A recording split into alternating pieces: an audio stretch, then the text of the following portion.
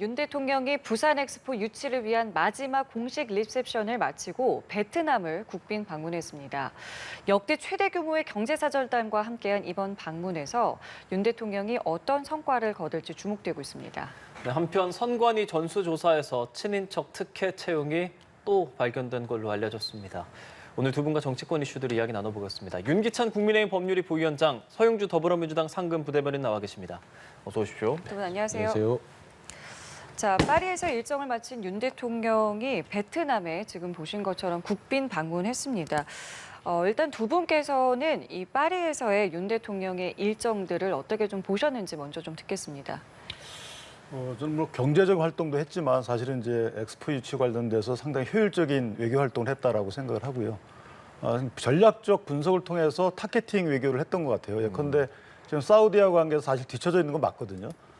저희가 약간 뒤늦게 출발했기 때문에. 그렇죠. 다만 사우디에 대해서는 이제 유럽의 지지를 어떻게 우리가 이끌어오느냐에 따라서 결선 투표에서 예측 불가능한 역전승이 가능하기도 합니다. 네. 따라서 이번에 결선 투표까지만 끌고 간다면 결선 투표에서 유럽표를 가져오고 이탈리아가 탈락하게 될 테니까 네. 그렇게 되면 엑스포 유치에 반전이 일어날 여지가 굉장히 컸다. 더군다나 이제 재계 야당 의원들까지 저번에 갔다고 말씀드렸는데 예. 이런 어떻게 보면 화합 측면에서도 외국이 볼 때 이 대한민국의 유치 의지가 전국적이다, 전 국민적이다 이런 이미지도 씹어줬기 때문에 저는 개인적으로 상당히 큰 호응이 있을 것이다 이렇게 기대하고 있습니다. 어떻게 좀 보셨어요? 파리에서의 일정들을요. 일단은 뭐 말씀한 대로 이제 부산 엑스포 유치 때문에 대통령이 직접 가셔서 영어 PT를 하셨다는 점에서는 굉장히 좀 적극적으로 나서는 행보에 있어서는 좀 잘하시고 계시다 그렇게 평가가 되고요. 네. 그러니까 뭐 좀 해프닝도 있었잖아요. 뭐 PT 지각 부분들 가짜 뉴스여서 다행이지. 그게 뭐 지각됐었으면 정말 사우디와의 첨예하게 싸우는 상황에서 실수가 있을 수 있었구나라는 생각을 하다가 좀 우리의 눈으로 봤다가 그게 좀 가짜다라는 점에서 좀 안도의 한숨을 쉬었고요. 일단 그렇습니다. 부산 엑스포 부분들은 대한민국이 오랫동안 준비했던 거예요. 이건 여야가 정말로 서로 뭐 이견이 없어요. 합치해서 말하자면 부산 엑스포 성공 개최를 위해서 뭐 결의안을 전체가 다 해서 BIE에다가 제출도 해서 그런 부분들을 인정도 받았고 이번에 윤석열 대통령께서 또 파리에 가셔서 연설을 또 나름대로 절절하게 진심 어리게 했기 때문에 그런 부분들이 좀 세계 회원국들한테 통할 수 있지 않았을까라는 측면에서는 긍정적이고 또 경제적 성과도 좀 기대가 되고요. 뭐 베트남까지 얘기를 하면 베트남 부분도 지금 보면 세계 경제가 전체적으로 침체인데 베트남만 유독 지금 성장을 하고 있어요. 그런 점에서 베트남 가신 것 같아요. 그러니까 지금 베트남이 연 성장률이 8%대입니다. 지금 세계 경제는 2% 허덕거리고 있는데 그런 점에서는 중국보다 베트남 부분에서 어떤 경제 활력을 하는 것이고 특히나 이제 삼성, 현대, 뭐 LG 등 우리 굴지의 기업들을 같이 갔을 때 이런 부분들이 이제 통하는 거예요. 왜냐하면 이런 베트남에서는요, 우리 대기업들한테 만나고 싶어도 만날 수가 없어요. 만나주겠습니까?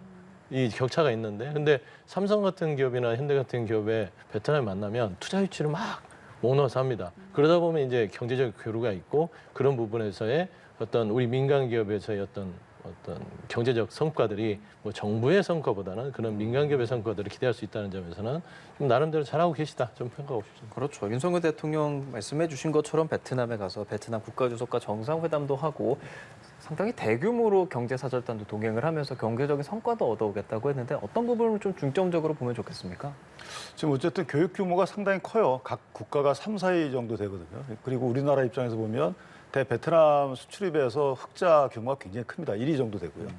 다만 이제 베트남은 아직까지는 중국에 의존하고 있고 우리 또한 중국에 의존하고 있는 면이 없지 않아 있어요. 그러니까 정서적으로 보면 베트남은 공산당이 지배하는 국가이기 때문에 정서적으로 중국하고 또 의존돼 있는 상태고 경제적인 측면에서 보면 이제 미국으로 서서히 가면서 중국 대체 생산 기지로서의 역할에 살을 걸고 있거든요.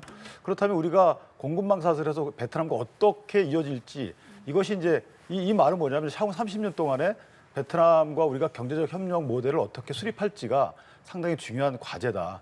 이거에 따라서 중국과의 관계에서 의존도를 상당히 탈피할 여지가 없지 않아 있고 베트남도 마찬가지로 중국으로부터 탈피할 활로를 모색하고 있기 때문에 저는 이해관계가 맞아떨어진 것이고 저번에 말씀드린 것처럼 외교라는 것은 이렇게 상생 모델을 추구해야 되는 겁니다. 예컨대 한쪽이 양보하고 한쪽이 일방적으로 피해보고 이런 관계가 아니고 정서적인 측면에서만 이어가는 이런 측면이 아니고 경제적인 측면에서 공동의 이익이 어떻게 산출될 것인지에 대한 고민이 진정한 외교다. 네. 그런 측면에서 보면 네. 베트남 외교에서 주는 시사점이 상당히 크다. 저는 이렇게 생각합니다.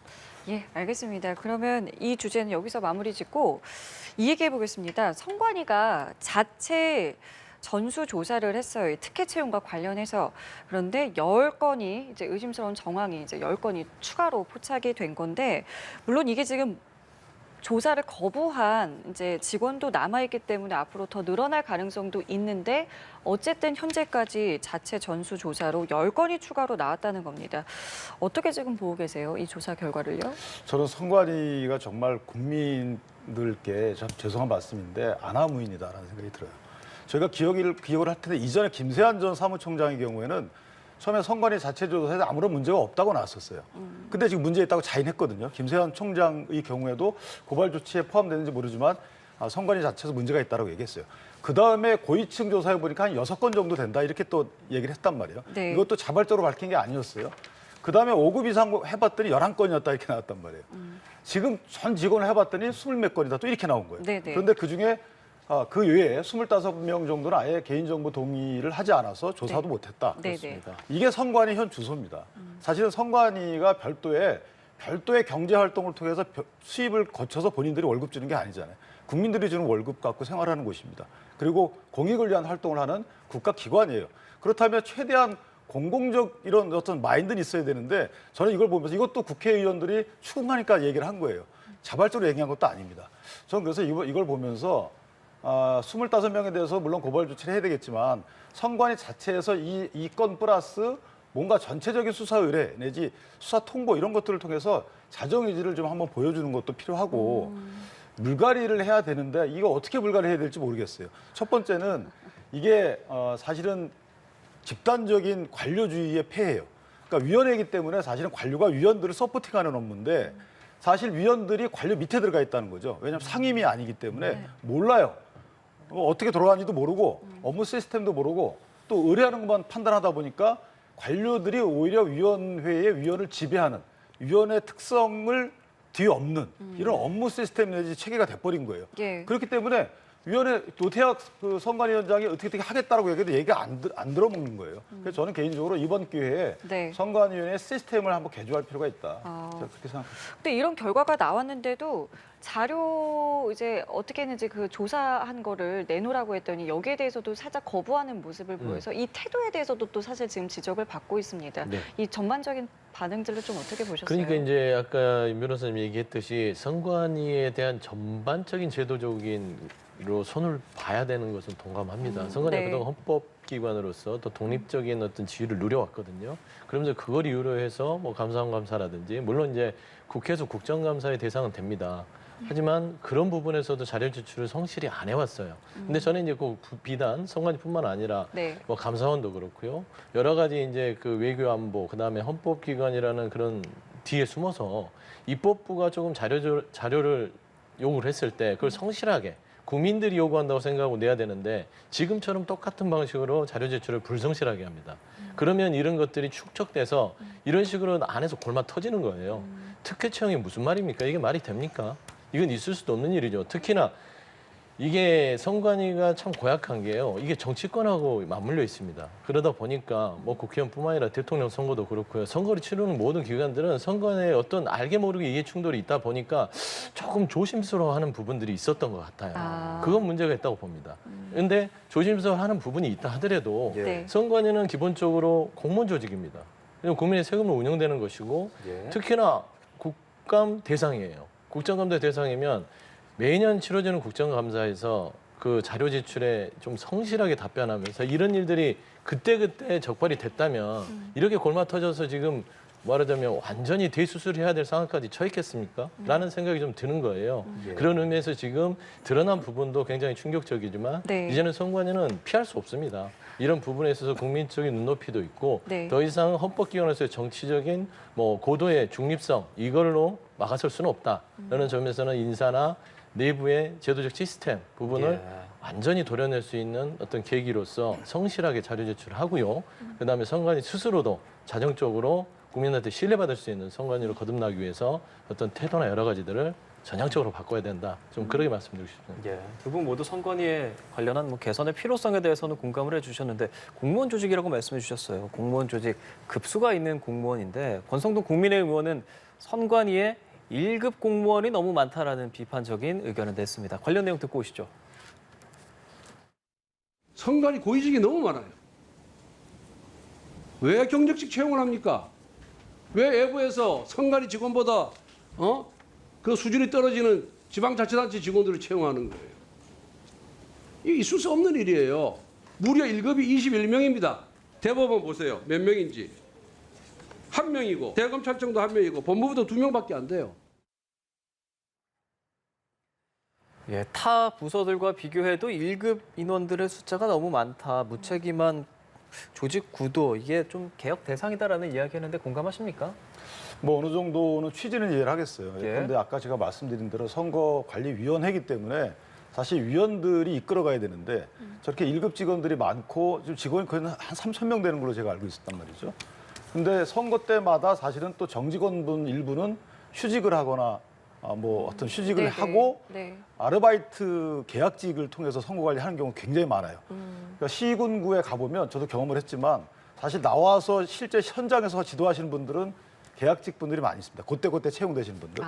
그렇기 때문에 선거관리위원회의 이 직원 구조가 앞뒤가 바뀐 게 아니라는 아까 말씀 그런 취지의 비판이 서려 있는 것이고 또 예. 하나는 위원회들은 보통은 5명 정도가 1급 상당히 근무를 하고 있어요. 네. 그러니까 그 일반 정부 부처에는 한 8명, 7명 정도 되는 걸로 알고 있는데 그에 비해 선거관리가 너무 많다는 거죠. 21명이니까요. 그러니까 그 상임위원들이 다 사실 이제 시도에 상임위원들이 다 1급 이 보직이거든요. 네. 근데 이런 1급 보직이면 1급 보직에 맞는 역할을 하고 소프팅을 잘 해주셔야 되는데 결론적으로 보면 선거 관리가 그렇게 원만하게 되지 않았다라는 이제 국민적 시각이 있기 때문에 일단 직급에 맞는 역할을 안 했다. 그리고 이 모든 것이 국민의 세금으로 다 보여지는데 예. 방만하게 운영된 게 아닌가. 더군다나 말씀드린 것처럼 감사원의 감사도 안 받겠다.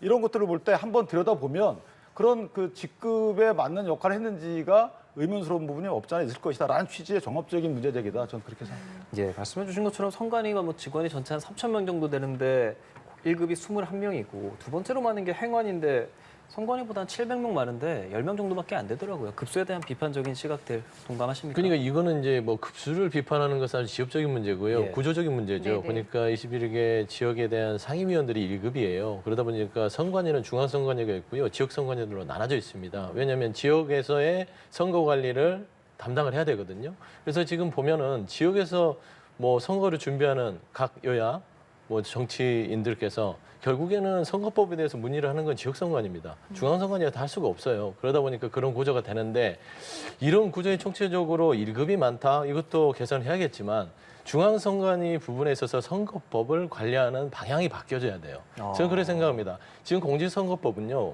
할 수 없다가 많습니다. 이건 할 수 없다, 이건 할 수 없다라고 규정이 돼 있기 때문에 네. 그 유권 해석을 지역선관위나 중앙선관위에 의존할 수밖에 없어요. 그래서 선관위가 입맛대로 해석해버리면 어떨 때는요 중앙선관위가 같은 사례도 다르게 해석을 합니다.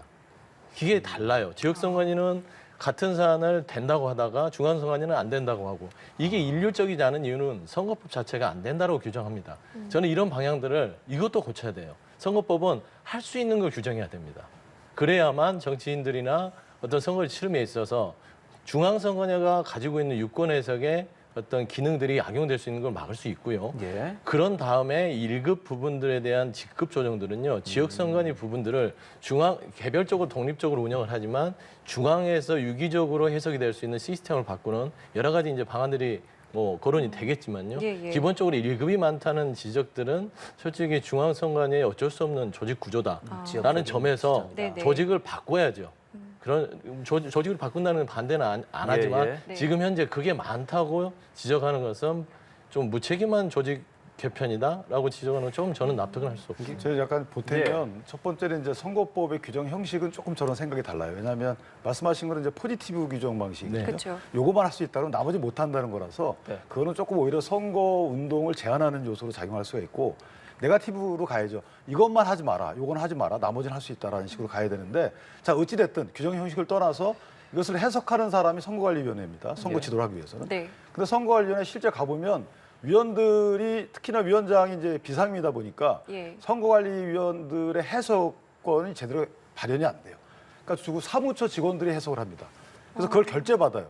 그러다 보니까 비법조인이 해석을 하는 거죠. 법률 해석에 비전문가가 해석을 하고 선거관리위원들 내지 선거관리위원장을 법조인으로 하는 이유는 있는 겁니다. 법령을 해석을 해서 알려줘야 되기 때문에. 예. 근데 실제 그런 전체 회의나 회의를 통해서 법령 해석이 최종 결정되는 경우가 저는 많지 않다고 알고 있어요. 그러니까 먼저 사무처에서 해석을 해가지고 알려주거나 해석해서 어떤 경우에는 결제도 받겠죠. 근데 사후 결제가 많다는 거죠. 그래서 이런 선거관리위원들의 실질적인 위원으로서의 역할을 할 수 있는 시스템을 만들고 예. 네. 그다음에 뭐 급수는 그다음 문제라고 저도 생각을 해요. 그래서 그 부분은 얼른 바뀌어야 되겠다. 예. 예. 알겠습니다. 자, 이 주제도 한번 여쭤볼게요. 후쿠시마 오염수와 관련해서 이제 민주당 이재명 대표는 강원도로 향했고요. 정의당의 의원들은 일본으로 향했습니다. 여론전을 좀 강화하고 있는 모습인데요. 지금의 움직임 좀 어떻게 보고 계세요? 저는 개인적으로 뭐 정치적 소재로 삼을 수도 있겠죠. 그런데 그 정도가 너무 과하다. 그리고 어떻게 하라는 건지 모르겠어요. 그러니까 저는 이제 민주당의 이런 어떤 활동을 보면서 좀 책임이 없다라는 생각이 드는 게 이전에도 보십시오. 위안부 문제와 관련돼서 치유재단 해산하겠다 해놓고 그럼 다시 이거 협의할 거냐? 그것도 아니에요. 그냥 그대로입니다. 그러니까 소위 말하면 이전에 어떻게 마무리된 것을 다시 회집어 놓고 다른 결론을 안 내요. 그다음에 강제징용 문제도 이재명 대표가 말씀하셨지만 그럼 어떻게 하실 거냐? 해답이 없어요. 그러면 외교라는 것은 또는 문제라는 것은 풀어내야 되는 거잖아요. 어떻게 마무리를 지어야 되는 것인데 예. 민주당은 마무리 짓지 않아요. 그냥 문제 제기만 합니다. 그것도 그 문제 제기도 합리적이질 않아요. 과학적이질 않습니다. 그냥 문제가 있다. 정서에 호소합니다. 정서에 호소한다는 것은 결론이 없다는 거예요. 그냥 문제 제기만 불안감만 키워놔요. 그 불안감 때문에 어떤 지지율이 높아질 수 있고 표로 연결될 수는 있겠지만 앞으로 어떻게 하자는 거죠. 특히나 국내 문제는 그럴 수 있습니다만은 외교적 문제와 연관되어 있는 이런 문제 같은 경우에요. 자, 사드 문제에 차치하겠습니다. 예전에 위안부 문제 그다음에 어떻게 됐죠? 아무것도 안 했어요. 그다음에 강제징용 문제 아무것도 안 했어요. 문제 있다 해놓고. 이게 정부가 이게 무책임한 거예요. 이렇게 되면 여당이 무책임한 거예요. 뭔가 결론을 내줘야 되는 겁니다. 그 결론에 대해서 보충 의견을 내면 내도. 근데 지금도 똑같아요. 그럼 이 오염수 어떻게 하죠? 마시란 말만 하고 있어요. 이게 지금 초등학생 반장 선거도 아니고 먹으라. 이게 말이 됩니까? 그러니까 오염수 문제를 어떻게 해야 되는지에 대해서 아무런 답이 없어요. 만약에 정부가 반대하면 일본이 방류 안 하게 되면 정부도 반대하겠죠. 그런 문제가 아니잖아요. 국제적인 어느 정도의 이 룰이 서 있단 말이에요. 그런 현실적인 어떤 한계를 반영해서 행동하는 정부에 대해서 견제 역할을 넘어서서 이것은 죄송하지만 선동에 가깝다. 이렇게 생각합니다.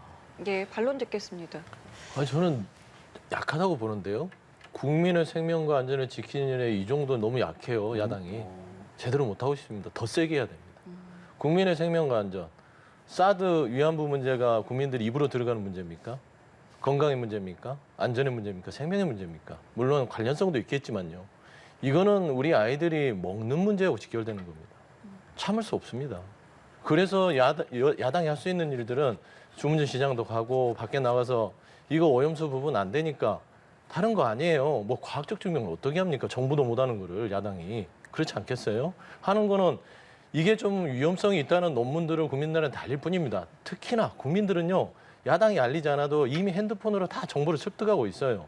후쿠시마 오염수 잘못하면 이거 우리한테 뭐가 좀 잘못되는 거 아니야? 하니까 소금 사재기를 하는 거지. 민주당이 소금 사재기 하라고 했습니까?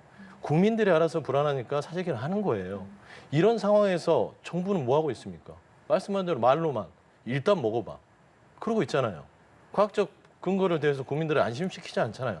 괜찮아, 먹어봐. 먹어보면 괜찮을 거야. 당연히 괜찮겠죠.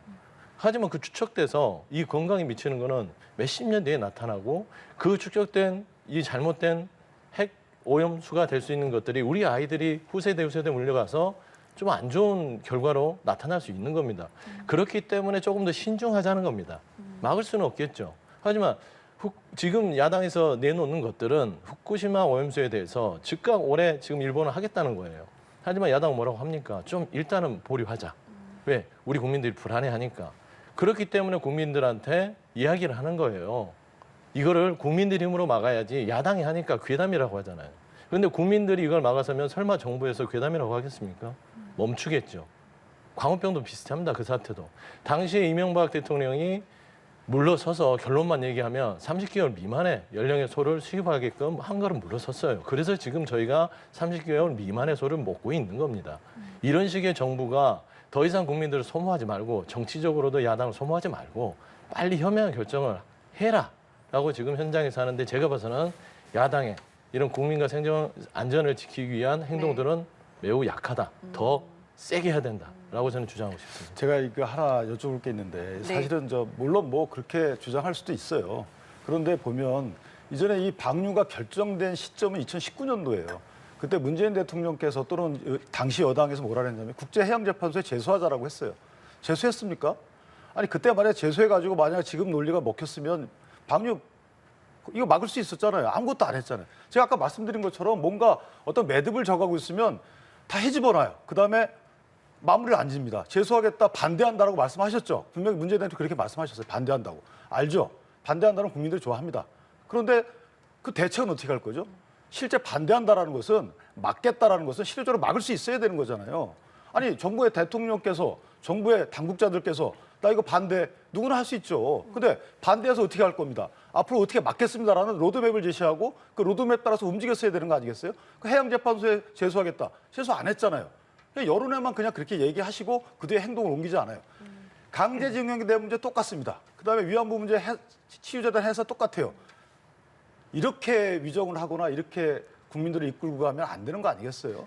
두차 말씀드리지만 위안부 문제 이런 부분들을 계속 들이대시는데 그 부분은 아니에요. 지금 후쿠시마 오염수는 입으로 들어가는 거라니까요. 그게 팩트예요. 후쿠시마 오염수 과거에 문재인 대통령이 했었던 발언에 대해서 말씀을 아니 발언에서도 그렇습니다. 반대했죠. 근데 이제 해양재판소에 왜 제소하지 않았냐? 윤문아 선생님 잘 아시잖아요. 이 해양재판소는요 입증 책임이 우리나라에 있습니다. 일본에 있는 게 아니에요. 그러다 보니까 일본이 자료를 저희한테 주겠느냐? 이건 어차피 우리가 입증을 제대로 못하면 재판소에 우리가 소송을 걸었을 때 패소를 하면 방류의 명분만 줄 뿐이다라고 판단해서 문재인 정부에서는 이걸 하지 않았던 겁니다. 그거 뻔히 아시는 얘기를 왜 그렇게 돌려서 문재인 정부가 아무것도 안 했다고 얘기를 하십니까? 제가 한 그건 말씀 아시잖아요. 자, 그 당시 그래서 결국 실의 안행위에서 안전연구원인가요? 뭐 원자력 안전위원회에서 괜찮다 그랬어요. 그 괜찮다는 안전위에서 결론을 내서 발표를 했단 말이에요. 그랬더니 정부 당국자들이 그거 문제 있다라고 얘기했어요. 자, 안전위원회에서 한 발표가 과학적입니까? 아니면 정부에서 무턱대고 하는 얘기가 과학적입니까? 문재인 정부 시절에서도 국책기관이 그렇게 얘기를 했다니까요. 그걸 안 받아들이고 그러면 정부가 얘기를 해야 되는 거 아니겠어요? 좋아요. 반대한다고 쳐요. 반대한다는 것은 방류를 막겠다는 거고요. 그럼 방류를 막겠다는 것은 어떻게 해야 되는 거 아니겠어요? 어떻게 했습니까? 여태까지? 그러니까 보세요. 지금 말씀한 대로 그 안전에 대한 보고서가 나왔다고 해서 그 한 가지를 가지고 일본의 후쿠시마 오염수를 인정해 줘야 됩니까? 그건 아니잖아요. 중요한 것들은 이 안전을 국민들이 납득할 수 있게끔 정부가 시간을 가지고 가야 되는 태도의 문제예요. 근데 이 정부는 그렇지 않잖아요. 일단 마셔라. 안심해도 된다. 말뿐이잖아요. 그게 문제라는 겁니다. 그게 문재인 정부에서 그게 부족했다 하더라도 지금 정부도 똑같이 답습할 겁니까? 그건 아니지 않습니까? 자, 제가 한 말씀만 더 드릴게요. 이거 이만큼 자, 지소미아의 경우에도 사실은 지소미아 이거 끝내겠다라고 하셨어요. 그래놓고 효력 이거 안 하겠다라고 통보해놓고 어떤 문제가 그걸 자신이 없으니까 효력 통보 효력 정지 이런 게 어디 있습니까? 그러니까 이런 식의 뭔가 국내 정치용으로 외교 문제까지 다 취급을 한다 그러면 아니면 지소미아 그것도 했던 것도 정세를 그때 보세요. 일본에서 우리 수출 규제하고 들어오면서 본인들이 감정적으로 대응하니까 지소미아에 대해서 그렇게 했던 알겠습니다. 거예요. 여기까지만 그걸 그럼 뻔히 저희가 아시면서 듣고. 그렇게 답변적으로 그러면- 정서적인 측면에 국민에 대한 어필을 다 저희 이해하겠는데 오염수 그러면은 이 외교적인 얘기를- 측면에서는 이거 제발 제가 부탁드리는 거예요. 네네. 외교적인 측면에서는 문제는 국민들이 싫어하는 부분도 없잖아 있죠. 근데 정부는 해야 되는 부분도 없잖아 있습니다. 하는데 과학적 검증을 통해서 문제 없다라고 나온 것에 대해서는 어느 정도 야당도 인정을 해주셔야 되는 거지. 이거를 또 그렇게 얘기하면 당신들 그럼 뭐 친일이야? 이렇게 하면 안 돼. 마셔 이렇게 하면 안 된다는 거예요. 아니 그런 얘기를 한 적은 없어요. 사실 어쨌든 국민들은 이렇게 국회에서 주고받는 질의 같은 것들을 보면서 상황들을 인식하기 마련이잖아요. 근데 어제도 이제 복지부 전체 회의 할 때 민주당 신현웅 의원이 마실 수 있냐 한 번 더 언급을 해서 보건복지부 장관이 난 마실 수 있다 한 번 더 이제 한덕수 국무총리에서 또 했단 말이죠. 이런 것들이 반복되는 것들이 국민들 입장에선 이 상황을 이해하는데 좀 도움이 되는 질이라고 보세요? 불편하죠. 그러니까 마시고 안 마시고의 문제가 아니에요. 그러니까 한덕수 국무총리께서 그 대정부질문에서 난 마실 수 있다. 벌컥벌컥 마실 수 있다는 식으로 얘기를 하고 복지부 장관 나와서 마실 수 있다. 예. 지금 후쿠시마 오염수 홍보합니까? 홍보대사입니까? 정부 관계자들이? 질문은 그래도 그런 질문을 할 수 있다고 저는 보시는 질문할 수 거고요. 있다고 봅니다. 왜냐하면 그만큼 당신들은 불안감이 없느냐라고 했을 때 확신하느냐. 그러면 정부의 고위 관리자들 그렇게 얘기했을 때 국민들도 마실 수 있다라는 점을 홍보할 수 있느냐 이런 거예요. 예. 근데 그게 말뿐이잖아요. 마실 수 있다라는 증명을 할 때는 정부 관계자가 책임이 있다면 과학적 분석에서 이러이러한 결과가 있고요. 이런 부분이 있기 때문에 국민 여러분들께서는 마시다 하더라도 전혀 건강에 영향이 없다. 제가 책임지겠다. 이런 식으로 하면서 마시는 게 아니라 감정적으로 마실 수 있어요? 마실 수 있습니다. 이게 뭡니까? 국회에 나와서 국민들 보고 있는데 말장난하는 겁니까? 그건 좀 전에 아니죠. 반장 선거 같다고 말씀하셨던 그러니까요. 이 부분이 계속 되풀이가 되고 있어요. 근데 저는 이제 분명히 의도하는 답변은 그거였을 거예요. 끌어내려고 하는 답변은 마시지 않겠다. 코바 너도 안 마시면서 뭘 그러냐. 에이, 이렇게 얘기했겠죠. 그건 너무 단편적이죠. 자, 이게 우리 국회에서 사실은 어떤 질문 취지인지 알겠어요. 그런데 그렇게 질문하는 것보다 마실 수 있는 정도의 이거라고 또 비유적으로 한 거잖아요. 그렇다면 이걸 마셔, 못 마셔, 마실 거 이런 식의 논쟁을 하는 것은 저는 오히려 국민께 이건 진짜 아까 말씀하신 대로 신뢰라고 보고 이게 음용수 기준에 맞는 어떻게 뭐 WHO에서 정한 음용수 기준에 맞는 어떻게 된다, 처리된다 이런 설명을 하면 그 설명에 대해서 과학적 근거가 없다는 비판을 해야 되겠죠. 그다음에 뭐 IAEA가 검증한 부분이 문제가 있으면 예컨대 뭐 어떤 기계가 작동을 멈추면 어떻게 하겠느냐. 저는 이런 식의 질문은 상당히 좋다고 봐요. 그런데 무턱대고 또 뭐 정서에 궤대해서 괴담 형식으로 가게 되면 이것은 사드나 말씀하신 뭐 광우병 이런 부분도 다 뒤에 이런 문제가 좀 있다고 발표한 거잖아요. 그러니까 뒤늦게 타격받는 분들은 우리 후손들이기 때문에 여러 가지 경제 문제가 또 어그러지면 어떻게 하겠습니까? 공급망에서 또 우리가 배제되면 어떻게 하겠습니까? 근데 만약에 그런 것들을 위해서 우리 건강을 희생한다면 그건 문제가 있는 거지만 희생하는 게 아니잖아요. 과학적으로 문제가 없다는 게 거의 입증이 돼 가고 있잖아요. 그렇다면 앞으로 몇 년 후에 이게 어떻게 될지 어떻게 알겠느냐. 2011년도부터 2013년도까지는 이게 그대로 방류가 됐잖아요. 근데 아직까지 크게 문제 있다는 게 안 나와 있어요. 그래서 그런 국민적인 어떤 불안을 불식시키기 위해서 90곳에서 샘플 채취하고 있는 해양수를 200곳으로 늘리겠다라고 하는 것이고 페루 같은 경우는 조금 더 살펴보겠다라고 정부가 대책을 내놨기 때문에 그 정도의 야당이 좀 호응해 주셨으면 어떨까. 아니, 하나만 더 얘기하면 짧게 여기까지만 듣겠습니다. 아니 후쿠시마 원전이 사고가 난 게 수년이 흘렀음에도 불구하고 그 근처에서 세슘 우럭이 나옵니다. 180배 감염이 된 1,800 베크럴이 있는 그런 우럭 어종이 나오고 있습니다. 일본 근해에서. 이게 현실이고 팩트인데 무슨 괴담입니까? 그 괴담이라고 규정하는 자체가 정부가 얼마나 무책임한 걸 보여주는 것이다. 라는 점에서 이런 팩트들을 우리가 거짓말한 건 아니잖아요. 이런 우려들을 해소하고 나서 마셔야지. 안 그러면 이게 행여나 100개 중에 하나라도 우리 해안에서 발견되면 그때는 어떻게 처리를 할 겁니까? 예, 알겠습니다. 아니, 그건 그거는 왜- 제가 바로 잡아야 될 것 같아요. 왜냐하면 제가 일본을 또 대변하는 건 아니고 뭐 방송에 보니까 뭐 교수가 이런 말씀하셨어요. 그 방파제 안에서 일본들은 그 일본 도쿄전력 측이 그거를 오염 정도 어느 정도 되는지를 거기에 있는 고기들을 잡아서 보는 형식의 그 세슘이 발견되겠다는 거예요. 밖에서 어부들이 잡은 게 아니라는 거거든요. 그러니까 그 앞에 있는 방파제로 둘러싸인 부분에서는 당연히 거기는 오염물질이 있겠죠. 그러니까 이걸 갖다 방류되는 거하고 또 직비교한다는 것도 문제가 있는 거죠. 예, 알겠습니다. 저희 이 후쿠시마 오염수와 관련해서 참 이렇게 말씀을 나누면은 굉장히 좀 이렇게 불이 붙는데 저희가 이 얘기는 아마 다음 주에도 또 얘기가 나올 것 같아서 그때 또 진행을 하도록 하겠고요. 이번에는 수능 킬러 문항과 관련해서 두 분께 좀 질문을 드리기 전에 국민의힘 일부 의원들이 이 대통령의 수능 킬러 문항 배제 지시로 촉발된 이 논란과 관련해서 이것이 이제 86그룹과 조금 연관이 있는 거 아니겠느냐라는 이야기를 해서요. 이 내용이 어떤 내용인지 먼저 듣고 대담 이어가겠습니다. 사실 86 운동권 세대들 상당수가 학원 쪽에 많이 종사하고 있어요. 우리 민주당 의원님들 중에서도 학원장 하신 분들도 많이 있고요. 그래서 이권 카르텔 서울을 중심으로 한 이 사교육 시장에서 그리고 운동권 세대 출신들이 많이 이 사교육을 주도하고 있고 그분들과 민주당 의원들, 민주당 사이에 상당한 사실은 교류가 있는 것도 사실입니다. 그런 면에서 저희가 수능 정시를 자꾸 늘리자고 하는 그 민주당의 주장의 배후가 그런 사교육 시장을 이끌고 있는 그런 운동권 출신들이 있는 게 아닌가라는 그런 함정 의심도 하고 있고요. 예, 국민의힘 김병욱 의원의 발언이었는데 어떻게 좀 들으셨는지 먼저 지금 여쭙겠습니다. 무슨 소리를 하는지 모르겠어요. 저게 무슨 논리죠? 사교육시장에 386 운동권이 주도했다? 어디에서 나온 근거지? 저런 게 괴담입니다. 저런 게 선동이고요. 그러니까 저런 식의 발언을 하는 정치인들 국민의힘에 있다 보니 결국에는 이 지금 윤석열 대통령이 교육 정책의 방향에 있어서 공교육을 강화하겠다라는 점에서 실수를 했지만 이게 실수가 더 크게 보이는 겁니다. 이게 전혀 논점하고 다르잖아요. 사교육시장이 86운동과는 무슨 관계죠? 생뚱맞잖아요. 이거 말도 안 되는 소리고요. 저는 괴담 같은 소리들은 결국에는 또 이거를 이 교육시장을 정쟁으로 몰고 가겠다는 거라고 저는 판단이 돼요. 지금 중요한 거는 킬러 문항도 킬러 문항이지만 지금 다른 걸 다 배제하고요. 취지는 저는 동의합니다. 공교육을 또 높이고 사교육시장을 줄이다 그건 취지는 하지만 기본적으로 하나 무조건 틀린 게 있어요. 시점이 틀렸어요. 지금은 아닙니다. 146일 남은 이 시점에서 수능을 뒤집겠다. 킬러 문항, 준킬러 문항으로 바꾸겠다. 뭐 이런 등등등은 이건 아예 틀렸다는 걸 인정을 해야 됩니다. 이걸 인정을 못하니까 저런 억측이 나오는 거예요. 사교육 시장을 적으로 만들어서 저게 무슨 이권 카르텔이고 저게 모든 이 교육 시장을 망쳤다. 사교육 시장은요 박정희 시대부터 있었습니다. 가해 금지가 되던 시절부터 몰래 가해도 했고요. 뭐 다 아시는 거 아니에요? 이런 교육 시장의 현실을 알면서 지금 무슨 사교육 시장이 갑자기 나타나서 모든 걸 망친 것처럼 하는 것들은 윤석열 대통령이 잘못된 시점에서 발언한 것들을 되짚기 위해서 그냥 인정하면 되는 것들을 계속 변명에 변명을 덧붙인다.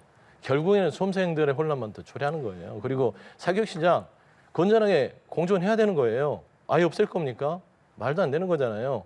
이런 식의 국정 운영, 갈라치기, 그냥 흑백 논리식으로 하면요.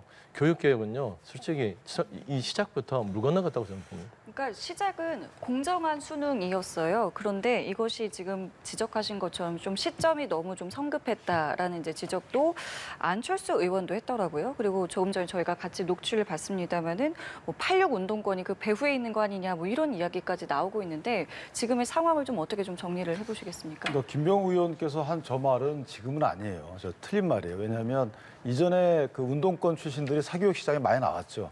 그럼 뭐 카르텔을 형성해서 나온 게 아니고 갈 데가 없으니까 나온 거예요. 그거 갖고 뭐라 하면 안 되는 것이고 다만 사교육 시장은 육성 대상이 아니에요. 육성해야 될 대상은 아닙니다. 어쩔 수 없이 형성되는 시장은 맞아요.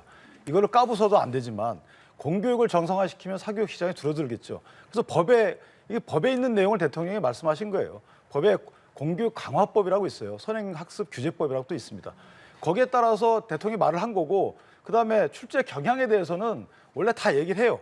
출제 경향에 대해서 얘기한 것이 이게 시점에 너무 뭐 늦다 이렇게 얘기할 수 있는 건가요? 옛날 문재인 대통령께서는 한참 전에 2019년도에도 그런 말씀하셨어요. 이건 출제 경향이 아니고 사실 입시 구조 변화, 정시 수시 모집 비율을 정시를 확대해라. 1년 전에 결정된 것을 그렇게 또 말씀도 하셨단 말이에요. 그때는 아무 말을 안 했잖아요. 그게 정당하니까. 왜냐하면 그때 조국 사태 때문에 수시 문제에 있어서 불공정하다라는 국민적 의견이 컸기 때문에 그때 대통령께서 야 정시 확대라고 하는 것에 대해서 그 누구도 얘기 안 했어요. 자 지금도 마찬가지입니다. 출제 경향에서 그러면 교과 과정 외에서 나오는 거 다 찬성하실 겁니까? 아니잖아요. 교과 과정 내에서 이거 출제해라. 당연한 말을 한 거예요. 그 과정에 무슨 뭐 킬러 문항 이런 것들은 사실 부수적인 문제죠. 킬러 문항의 정의가 저는 아직도 모르겠어요. 저는 고3짜리 딸이 있는데 킬러 문항이 뭔지 모르겠어요. 그리고 교육부에서는 킬러 문항의 정의부터 해주셔야 돼요. 뭐가 킬러 문항이에요? 교과 과정에 있는 내용을 풀기 위해서 예시문이 원래 교과 과정에 없는 예시문이 들어온다 하더라도 그건 킬러 문항이 아니에요. 왜냐하면 예시문에 그 해당 배경 지식을 다 정의해 주거든요. 자, 장관이 이거 아는지 모르겠어요. 저는 개인적으로. 충분히 본인이 알아보고 설명을 듣고 그다음에 얘기를 해야 되는 거 아니겠어요? 그러다 보니까 대통령 뜻이 왜곡되는 거잖아요. 그럼 수험생 아버님이시잖아요. 5개월을 앞둔 지금 시점에 나온 이것이 혼란을 부추긴다는 것에 대해서는 동의 그럼 안 하시는 건가요? 학원에 대해서 혼란을 부추기겠죠. 학원에 대해서 혼란은 학원에 이 시장을 가서 어떻게 지킬지 아니면 수험생을 어떻게 잡을지 어떻게 마케팅을 할지에 대해서 혼란을 부추기겠죠. 수험생에 대해서는 혼란 부추기지 않아요. 만약에 혼란을 부추긴다면 최상위권 수험생들은 야 이거 변별력 어떻게 되겠지? 의대 가려는 학생들 그럴 수 있어요. 그러나 변별력을 지키겠다는 거 아니잖아요. 지키겠다는 거잖아요. 그런데 왜 이 문제에 대해서 혼란을 부추긴다고 얘기하는 건지 여기서 왜 사교육을 옹호하죠? 저는 개인적으로 육성 대상이 아닌 사교육은 때려잡아도 안 되지만 지금 옹호하면 안 돼요. 일타 강사를 저격한 이철규 의원의 발언에 대해서도 동의하십니까? 글쎄요, 뭐 저는 형성되는 시장에서 본인 노하우를 개발해서 돈을 버는 건 문제가 없다고 봐요. 그런데 그 해당 일타 강사분들도 그렇게 자랑할 건 아니잖아요. 학생들이 그 참 공공한 입장에 편승해서 돈을 벌고 있는 거잖아요.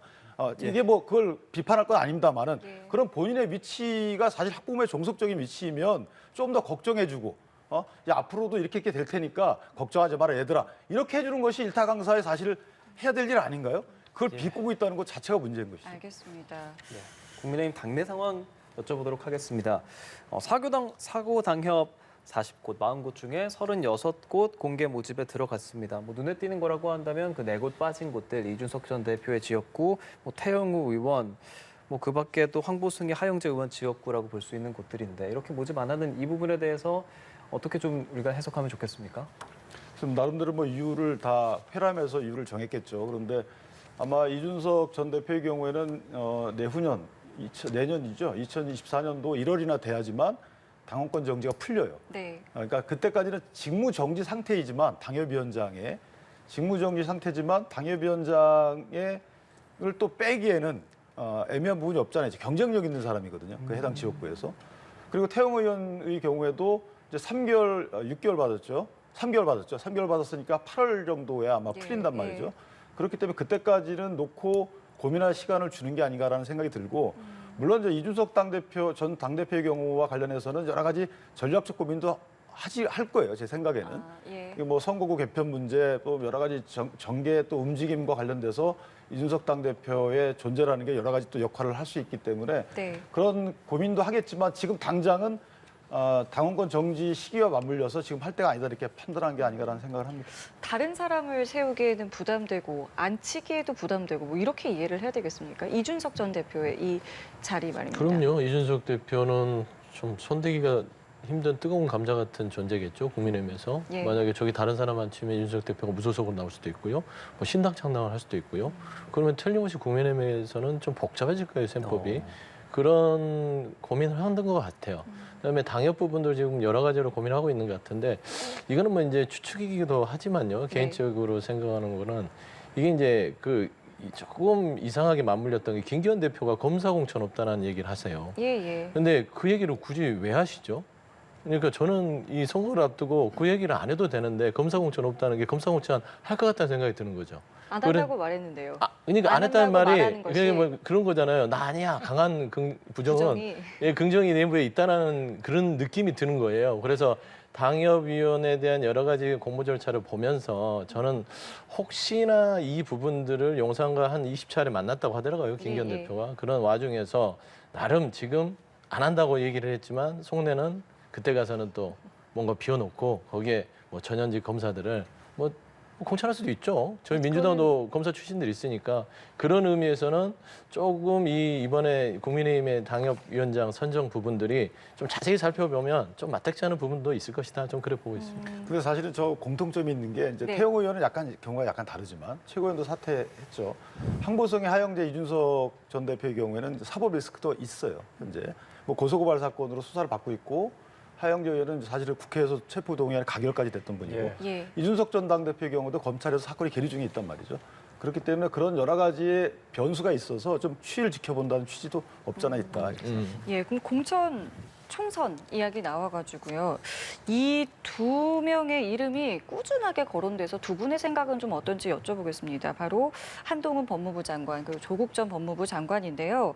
일단은 둘 다 출마에 대해서는 선을 긋고는 있어요. 근데 계속해서 어쨌든 여러 가지 이제 추측들도 나오고 관측들도 나오고 있는 상황인데 어떻게 보십니까? 이 한동훈 장관 출마에 대해서. 글쎄요. 뭐 예. 본인이 여러 가지 뭐 고려해서 결정하겠지만 네. 한동훈 전 장관의 출마는 본인이 만약에 꿈이 더 크다. 네. 그러면은 출마를 안 할 수 있죠. 그 꿈을 위해서요. 왜냐하면 당선돼서 만약에 초선으로 들어가게 되면 법무장관 하다 초선 들어가서 할 수 있는 역할이 크질 않아요. 많이 해봐야 원내 부대표 정도 하거든요. 그 원내 부대표로서 당에서 어떤 역할을 할 수 있기가 쉽지 않아요. 위원회다 보니까 국회라는 것이 네. 본인의 여러 세를 구성해서 이걸 해야 되는데 쉽지 않고 그런데 만약에 본인이 서울시장 정도의 뜻이 있다. 그러면 저는 출마한다고 봐요. 공천을 위해서. 예. 근데 본인의 뜻이 대선에 있다. 이건 제 그냥 내피셜입니다. 예. 대선에 있다 그러면 행정부 내에서 여러 가지 역할을 한 이후에 대선 출마하는 것이 더 낫기 때문에 윤여준 전 장관이 그랬잖아요. 총리 얘기를 했단 말이에요. 네. 그게 아마 그런 본인의 어떤 생각에서 나온 거예요. 윤여준 장관 본인의. 네네. 그러니까 한동훈 장관의 갈 길을 만약에 이걸 로드맵을 짠다 그러면 서울시장을 거쳐서 대통령으로 가는 방법이 있고 예. 그다음에 그냥 대통령으로 가는 방법이 있고 여러 가지가 있는데 그런 본인의 로드맵에 따라서 아마 출마 여부가 결정되지 않을까. 이거 본인은 그렇고요. 네. 당에서는 이제 또 고민이 많죠. 당 입장에서 보면 한동훈 장관의 경우에는 이제 중도층의 소구력은 좀 보다 덜해요. 제가 볼 때는. 그러나 보수층을 모으는 데는 더 할 수 있어요. 그러니까 윤석열 대통령께서 보수층의 소구력이 그렇게 강하다고 보지는 않아요. 이제는 출발부터 그랬습니다. 예, 예. 그렇기 때문에 보수층을 누가 아우를 수 있는 사람이 총선에서 역할을 해주는 것도 네. 당 입장에서 보면 필요할 수 있다라고 판단할 수도 있고 네. 또는 일각에서는 한동훈 전 장관의 중도층의 소구력이 낮기 때문에 오히려 역효과가 있는 게 아닐까라는 의견도 있을 수 있고 예. 그래서 아마 그 여러 의견에 갑론을박이 있지 않을까 생각합니다. 정말 다양한 뭐 시나리오는 있어요. 근데 뭐 어떻게 좀 개인적으로 보시는지. 저는 한동훈 장관이 처음에 법무부 장관 임명될 때부터 네. 출마할 것이다라고 얘기를 했어요. 아, 정치하려고 국무위원에 됐다라고 얘기를 했기 그러셨던 때문에 것 같아요. 예. 이거는 뭐 아주 100% 출마를 할 거라고 저는 확신합니다. 근데 한동훈 장관 같은 경우는요, 그냥 본인이 법무부 장관을 수행하는 내내 법무행정보다는요 정치행위를 많이 하셨어요. 결국에는 야당 자객이다. 민주당만 잡으면 된다. 네. 저는 이 한나라의 국무위원이요. 어떻게 야당만 잡으려고 법무부 장관직을 수행하는 거는 전 처음 봅니다. 그런 느낌으로 저는 보이고 있어요. 결국에는 야당과 각을 세우고 그 전 대선 후보였던 이재명 대표가 각을 세우고 이러면서 본인의 몸값을 올린다는 것은 결국에는 이번 총선에 염두를 해두고 했던 모든 행보가 있고요. 네. 아까 말씀드렸다시피 일반 정치인이라면 초선하고 나서 원내수석부대표, 원내부대표 이거밖에 못하겠죠. 하지만 한동훈 장관은 다릅니다.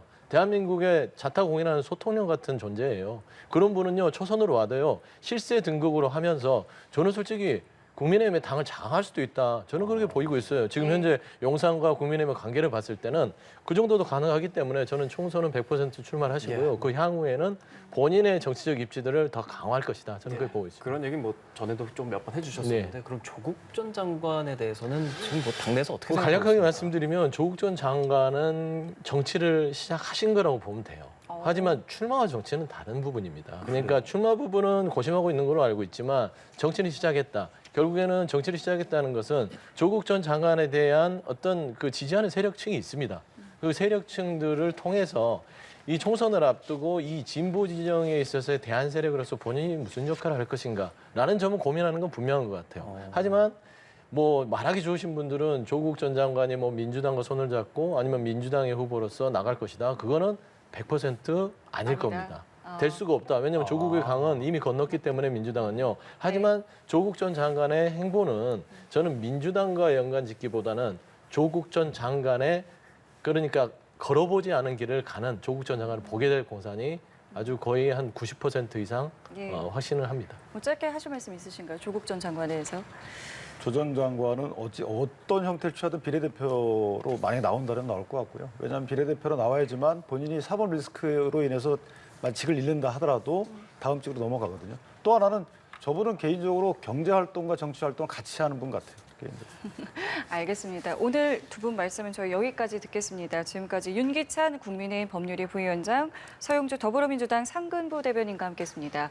두 분 고맙습니다. 잘 들었습니다. 감사합니다.